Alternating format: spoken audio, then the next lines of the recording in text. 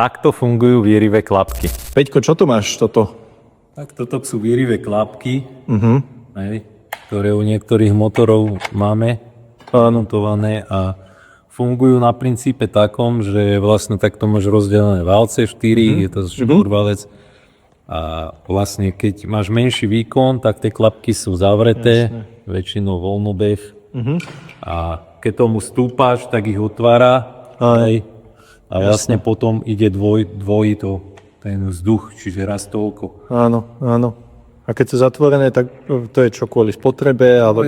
Je to kvôli emisiám, vieš, kvôli tomu, aby vlastne nepotrebuje toľko vzduchu to auto, hej. Keď je na voľnobeh, tak nepotrebuje toľko vzduchu, aby to spalovalo to menej tej zmesi vlastne. Jasné. No dobré. Cez vzduchu, lebo tam máš nejaký pomer zmesi a vzduchu, vieš, ak toľko nepotrebuješ, tak ho musíš niekde pribrzdiť, vieš. No a to sa zanáša toto, hej, tieto klapky a to býva problém. Keď jazdíš po meste, tak to je akože také zatentované, že to niekedy ani nevie otočiť, dostanú aj zavreté, potom ti to hádže chybu, hej, potom to aj dokážeš rozchodiť, ale na chvíľu a zase je tam, kde si bol.